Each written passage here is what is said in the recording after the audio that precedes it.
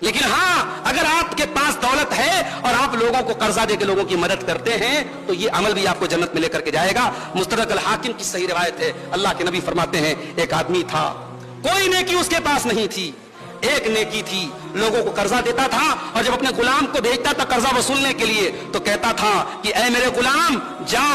خذ ما تیسر, جو ملے لے لینا, اور اگر سامنے والا پریشانی میں ہو تو چھوڑ دینا اور نظر انداز کر دینا, شاید اللہ تعالیٰ ہمارے گناہوں کو نظر انداز کر دے. وہ آدمی جب مر جاتا ہے اور اللہ کے پاس جاتا ہے اور اللہ پوچھتا ہے کہ اے میرے بندے تو نے دنیا میں کوئی نیکی کا کام نہیں کیا, کیا تجھے اپنی کوئی نیکی یاد ہے؟ وہ بندہ کہتا ہے اللہ مجھے اپنی ایک نیکی یاد ہے, میں لوگوں کو قرضہ دیا کرتا تھا اور اپنے غلام کو بھیجتا تھا اور کہتا تھا خذ ما تیسر ودع ما عسر, جو ملے لے لینا اور جو پریشان ہے اس کا قرضہ چھوڑ دینا اور درگزر کر دینا, معاف کر دینا, شاید اللہ تعالیٰ ہم کو معاف کر دے. اے اللہ یہی ایک نیکی میں کر کے آیا ہوں. اللہ تعالیٰ فرمائے گا میرے بندے تو جو یہ نیکی کر کے آیا ہے جا, میں تیری اس نیکی کو قبول کرتا ہوں اور میں بھی تجھے نظر انداز کرتا ہوں. اللہ کے نبی فرماتے ہیں اللہ تعالیٰ اس کو نظر انداز کر دے گا اور اس کو جنت میں داخل کر دے گا. میرے پیارے ساتھیوں, جب لوگوں سے حق وصولنے کی بات آئے تو پورا وصولنے کے چکر میں نہ پڑو, نظر انداز کر دیا کرو, درگزر کر دیا کرو, اپنے دل کو تھوڑا بڑا کرو. میرے پیارے ساتھیوں, جب آپ دل کو بڑا کریں گے, جب آپ اپنے کلیجے کو بڑا کریں گے,